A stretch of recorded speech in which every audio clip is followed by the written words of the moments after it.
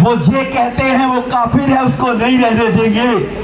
140 करोड़ लोगों के देश में इतनी हिमाकत करते हैं क्योंकि हमारे GNG, हमारे अल्फा जो बच्चे 2005 के बाद पैदा हुए हैं, जो बच्चे उनको नई जानकारी बेचारों को, वो तो ये समझते हैं भारत में रोड पहले भी ऐसे ही होंगे। वो तो समझते हैं MBBS की सीटें 1.5 लाख होगी, पहले भी होंगी। अरे पहले तो 2014 से पहले तो MBBS की देश में कुल 48,000 सीटें थी। 70 साल में 48,000 सीट होती थी और मोदी जी ने केवल 12 साल में 1,52,000 MBBS की सीटें बढ़ाकर बच्चों को MBBS में दाखिल देने का काम किया। भाइयों बहनों, दुगना। इस देश में 7 एम्स हॉस्पिटल हुआ करती थी, केवल 7 मोदी जी ने बढ़ाकर 12 साल में आज देश में 23 ऑल इंडिया मेडिकल की अस्पतालें हैं जहां बच्चे डॉक्टरी भी करते हैं और गरीबों का बढ़िया तरीके से इलाज भी होता है। 70 साल में 7 हॉस्पिटल और 10 साल में 23 मोदी जी ने करके दिखाई है। भाइयों बहनों, इसीलिए मोदी जी चाहते हैं 2047 में भारत विकसित राष्ट्र बनेगा। भारत के 140 करोड़ लोग, वो किसी भी धर्म के हो, किसी भी मजहब के हो, सबको इस देश में शांति के साथ में बाबा भीमराव अंबेडकर नगर के कानून के, अंबेडकर जी के कानून के तहत उनको इस जीवन में लोकतंत्री पद्धति के साथ रहना पड़ेगा। अराजकता कराकर इस देश को अराजकता के रूप में पेश करना चाहते हैं। वहां पर आने वाले लोग वहां पर हिंदू संस्कृति को गाली देंगे।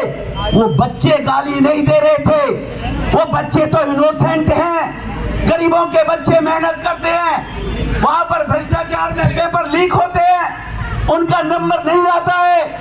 उसके लिए मोदी जी ने कानून बना दिया पार्लियामेंट में। अब भविष्य में कोई पेपर लीक के मामले में पकड़ा जाएगा, उसके ऊपर लगभग 5 करोड़ का जुर्माना होगा और उसको 10 साल तक जेल के सलाखों में रहना पड़ेगा और फास्ट ट्रैक कोर्ट के अंदर 3 महीने में उसका निर्णय कर दिया जाएगा। हम गरीबों के बच्चों के साथ में अन्याय नहीं होने देना चाहते, लेकिन गरीब बच्चों के कंधे पर बंदूक रखकर ये राहुल बाबा केजरीवाल जैसे भ्रष्ट लोग, ये कांग्रेस के नेता, ये भारत को कहते हैं नेपाल की तरह हम दंगे कराएंगे। हम भारत को, यहाँ पर वो कहते हैं बच्चों को, उनको हमें बताना पड़ेगा 2014 से पहले भारत की हालत क्या थी।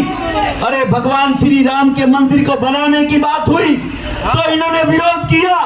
जम्मू कश्मीर में धारा 370 हटाने की बात हुई, इन्हीं कांग्रेस केजरीवाल ने विरोध किया।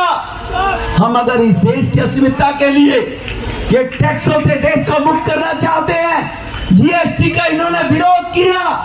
भारत के लिए, भारत के 140 करोड़ लोगों के लिए मोदी जी, नीरज गुप्ता जी हमारे जो पूर्व पार्षद हैं, उनके नेतृत्व में पूनम भाटी जी जो तेलंगाना से पार्षद रही हैं, हमारे भाई अमित जी, बबलू हरसाना जी, हमारे गिरी भाई, हमारे विजयपाल जी, हमारे लखा भाई, हमारे गौरी भाई, हमारे होसराम भाई और सकल भिखारी मेरे नाम सबके, ठीक है ना। तो इसीलिए भारत माता की, भारत अब कानून हमारा है डॉक्टर भीमराव अंबेडकर जी वाला।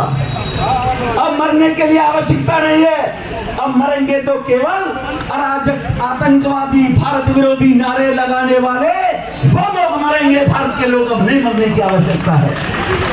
वो किसी भी मजहब के, किसी भी धर्म